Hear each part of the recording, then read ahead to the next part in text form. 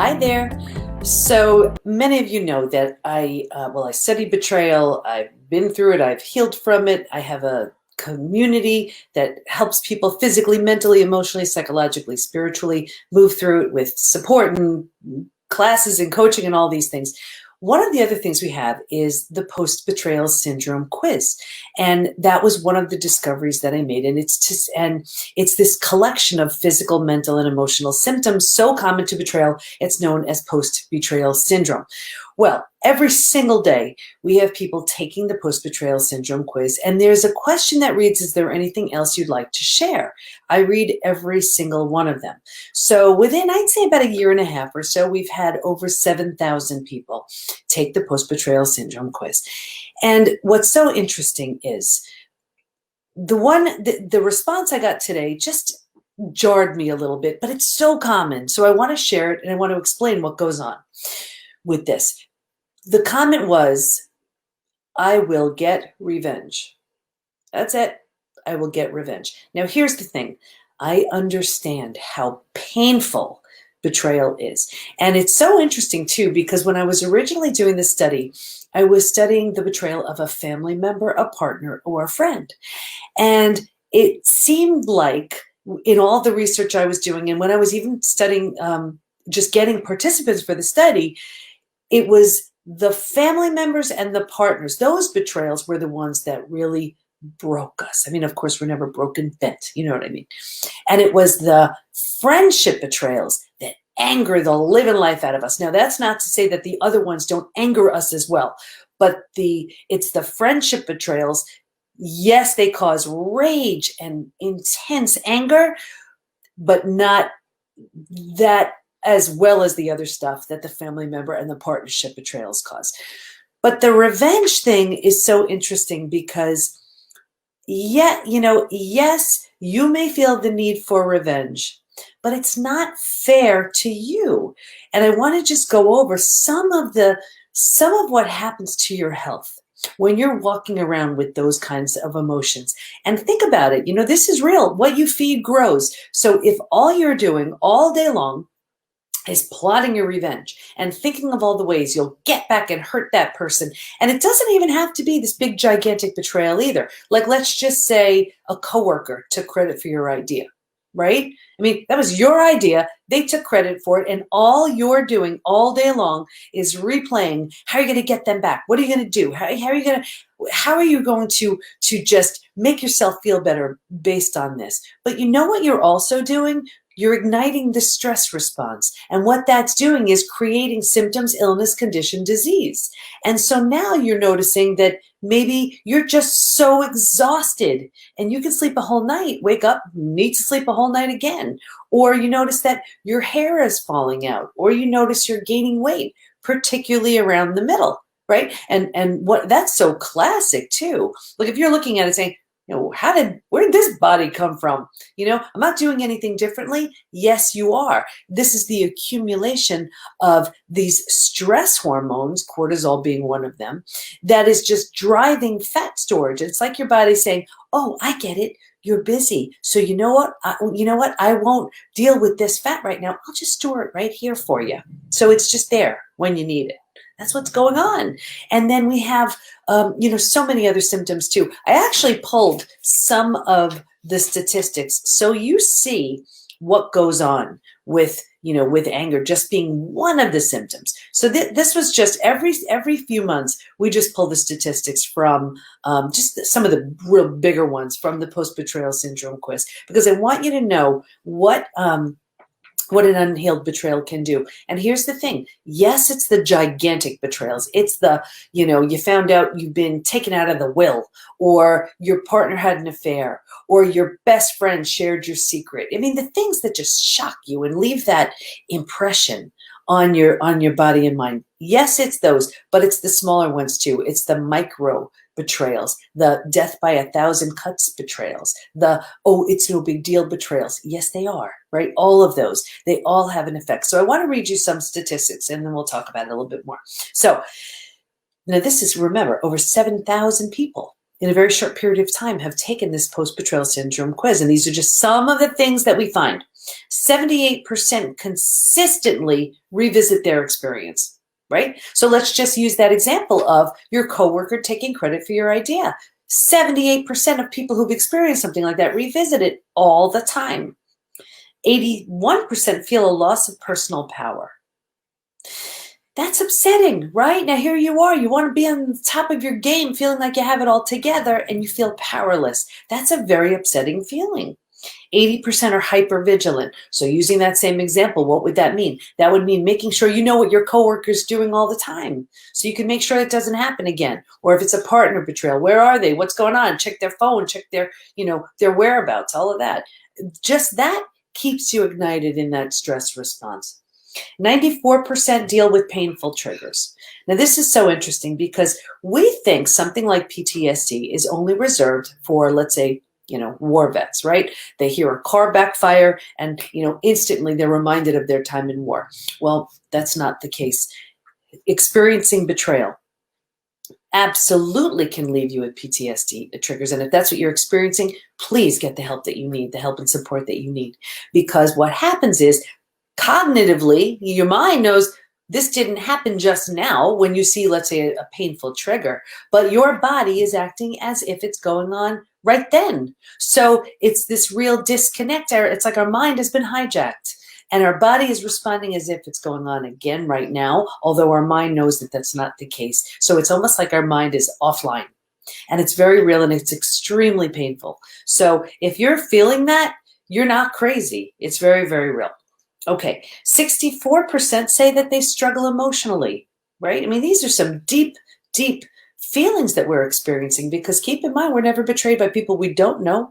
It's by the people we're closest to. So here we are having this shared, what we believe to be a shared agreement, and then spoken or unspoken, and then without our awareness or consent, someone decided to break those rules. Extremely upsetting. So here are just some physical symptoms, the most common ones that we see. Low energy, 71% low energy, right? Because you're just absolutely exhausted from this experience. 68% have sleep issues, 63% extreme fatigue, 47% experience weight changes, and that could be weight gain or weight loss. And what I see is, in an acute situation, early on, right after D-Day, Discovery Day, you may lose a tremendous amount of weight because you absolutely can't even keep anything down.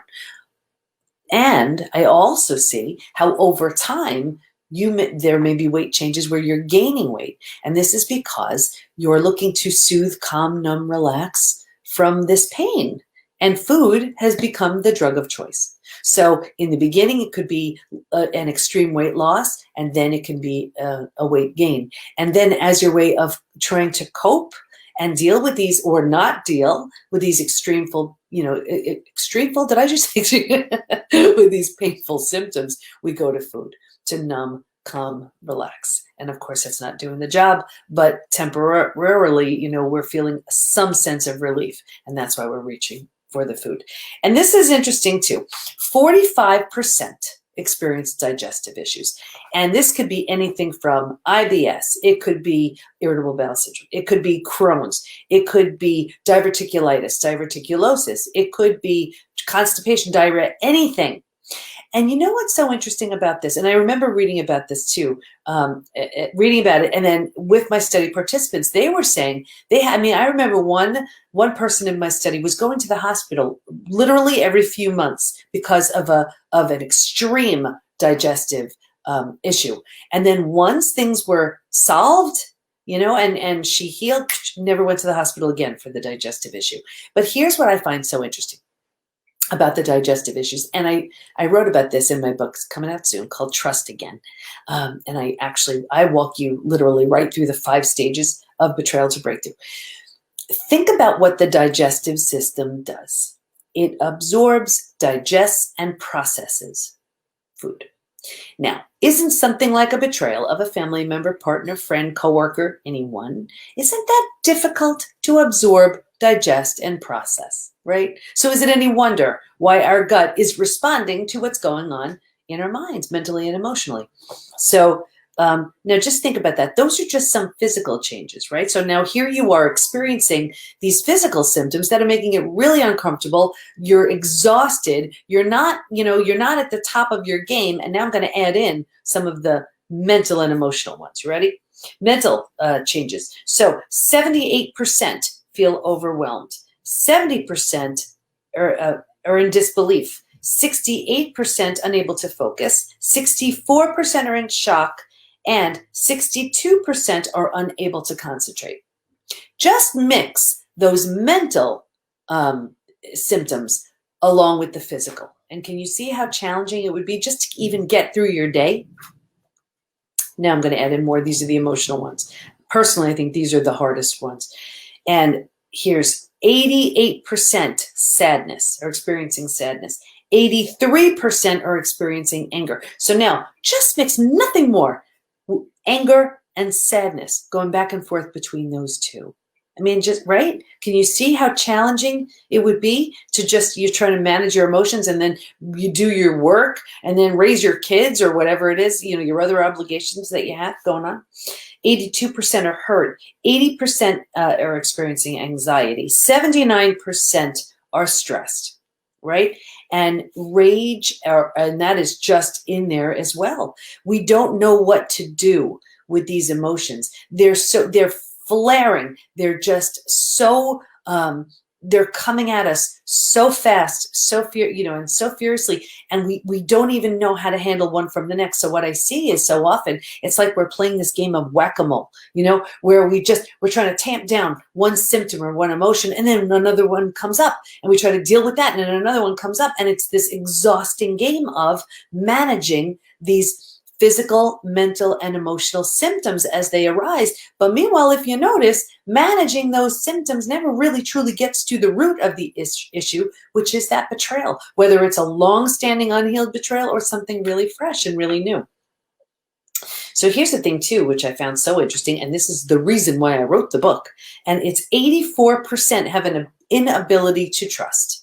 And I get it. The person you trusted the most proved untrustworthy. So how are you going to trust a boss or a coworker or a friend or yourself, right? Because you're thinking, well, I'm a bright person. How did I not see? How did I not know? How did this happen right under my nose? So it's really common. And I teach a 4-part trust rebuilding process. It's in the book. It's also within the community. And I think I did a podcast episode on it. So check out the podcast too. 82% say finding it hard to move forward. 90% say they want to move forward, but they don't know how. So if you're experiencing any of the symptoms that I've just talked about, first of all, you're not alone. You're not crazy. And there's a way to heal from all of it. It's so common to feel so alone. And also, it's when we've experienced something so hard, so painful, think about how, your coping style, maybe you retreat, maybe you pull back. Maybe there's so much shame, fear of judgment that you don't share. You're not talking about this. Well, something, at a time where we need support the most, that's when we're the least likely to reach out for it. Maybe we're protecting the betrayer, or maybe we just don't want to hear about it. So we try to manage all of this on our own. And it's too hard. It takes support, but I'll tell you, it takes the right type of support, because the wrong type of support does more harm than good. And I don't know if you've experienced this, but let's say you see a coach, a therapist, a counselor, someone who isn't very well schooled in this. And you know what they may say? And I hear this within my community all the time. Oh, well, you just need to communicate better. Oh, well, you know what? You need to do this, or, oh, you need to do that. And now here this betrayed person is feeling so unheard, so not understood, not seen. And it's not right. It's not right, because this is a huge shattering of trust that affects the heart, the mind, the body, all of it. Nothing is left untouched with a betrayal. And it needs to be acknowledged. It needs to be validated, not so we stay stuck in it at all. And I see so many people creating their story. And I get it. It's a powerful story, and it gives you all kinds of benefits. And you may say, benefits? What benefits can I be receiving? Well, think about it. You get to be right. You get your story. You may be getting a whole lot of sympathy. You get someone to blame. You get a target for your anger. Oh, yes, there are benefits. And you may have convinced yourself that those benefits are worth hanging on to this story. And then what happens is that story becomes so familiar and you've repeated it so many times. You know what happens now? Now it becomes your identity. And think about this. We never want to be without an identity. So now, as much as you may say, well, of course I want to let this go. Oh, no, you don't. Because we don't want to be without an identity. And if you haven't figured out a new version of you that's waiting for you when you give up that story is going nowhere. And I know that sounds so crazy. And if I haven't coached thousands of people on this within the last 28 years, I would have questioned it myself. I've worked with people with disease, and you may think, well, of course they want to get rid of that disease. But you know what I found? If they haven't figured out who they'd be without it, that disease is going nowhere. And maybe they are receiving some benefit of, they finally get a break. They finally get some attention. They finally get some time off. I have no idea what it is for you, but I invite you to consider what the benefit may be for you. But getting back to that anger is so destructive. I always botch up quotes, but there's something about, what is, it's drinking, what you know what I'm trying to say? It's drinking poison and expecting the other person to die, right? That's what happens with all this anger. It is so destructive. It's so, and then think about it. Here's something that someone did. Could be a week ago, could be a month ago, could be a decade plus ago. They may not even know, remember, or even care that they did that. And I know it sounds awful, but it's true. People are acting from their current level of consciousness. So let's say this was something that they did, let's just say 10, 20, 30, 40 years ago, right? And you're so angry. And you're plotting your revenge and you're thinking how you're going to get back at them. And I get it because I was right there. And it was making me so sick. And then you know what happens at some point? At some point, hopefully, and this is the gift in all of it, you realize, you know what? I'm worth so much more than this. I deserve to feel better. I deserve to look better. I deserve to live better. And I'm giving that person way too much power. Way too much power. And we think that there's something really bad or really wrong with acceptance, moving towards acceptance. And by no means does that mean you're thinking it was good what they did, you're setting yourselves up for it to happen again. No, just like forgiveness. We think, oh, you know what, am I a pushover? Does that mean I'm setting myself up for it again? And I'm going to do so many more talks on forgiveness. No, it does not. It means you don't want to carry the burden of this pain anymore. It means you don't want this other person or people to have this power over you anymore. You love yourself enough to set yourself free. And I'm telling you, and I see it within this community, the healing that takes place when you move towards, and I get maybe forgiveness is way too much of a step in the beginning. Yes, that's very, very true. And that's why in the 5 stages, we did not see that was a really good move early on. It backfired every single time. When it was time, it's the most appropriate thing for you. And of course, for anybody that, is in your care and reach that would benefit from it. But acceptance and then forgiveness. And what happens to you physically would blow your mind. You look better. You stop this accelerated aging that goes on when you're constantly igniting the stress response. You improve your immune system. Your hormones start regulating. I have worked with so many people who thought they were in menopause and actually reversed it because their hormones started regulating. And then all of a sudden their skin cleared, their hair grew, their weight changed. They got their waist back. I mean, if I tell you how many amazing, amazing changes. So just to sum this up, I get it. You have every right to be angry. And you were duped. You were blindsided. You were treated with such a level of disrespect that never in a million years would you do to anybody else. I get it. I've been there. I also get that it's not fair to you to make yourself sick over it. So what do? Hopefully this helped. And I also just want to share with you, the quiz is available for you to see to what extent you may be struggling from post-betrayal syndrome. That's just at the PBT, as in post-betrayal transformation, thepbtinstitute.com. And also we've opened up our new community. There's nothing like it that exists. It's been created in response to what everybody in the study said they needed to heal, what all my clients said they needed to heal, what worked for me, and what the 7,000 plus people who've taken the post-betrayal syndrome quiz said they needed. There's 24/7 support. All my programs are in there. There's a loving community in there with people who get it, but not to sit and commiserate and stay stuck, to lift, inspire, and support. There are classes, daily classes from the most incredible coaches teaching you anything, with as far as health and mindset and personal development and psychology and spirituality. I'm in there every day. We have curated experts teaching these amazing one-time master classes, coaches you could schedule time with.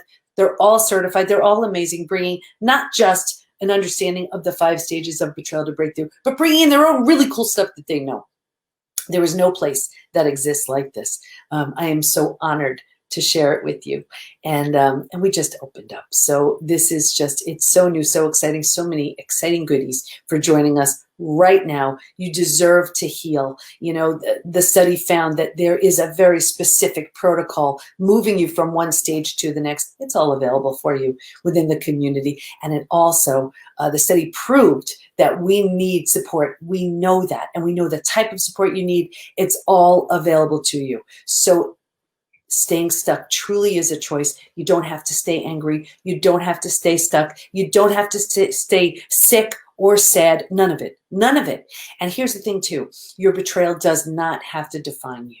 It should and can be the absolute catapult, taking you from what you thought you could never heal from to a place of post-betrayal transformation. And that is the complete and total rebuild, very specific to betrayal. So what I see all the time is people can come in with a betrayal and they leave with, a new body. They leave with new health. They leave with a new business idea. They leave with a new way to look at life because of who they've become. Because when you can heal from something as devastating as betrayal, there are no limits. You become this force because, think about it. That person that you gave your heart, your love, your mind, your trust to, destroyed it. When you can rebuild the self, the entire self, coming back from abandonment, rejection, confidence, worthiness, trust. Did I say rejection? All of those, that and more. When you rebuild all of that, you become absolutely unshakable. So I'd be honored to help you in that process. The community is open.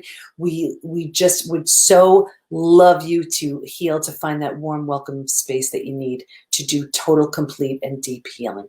Have a good day, everybody. Talk to you soon. Bye-bye.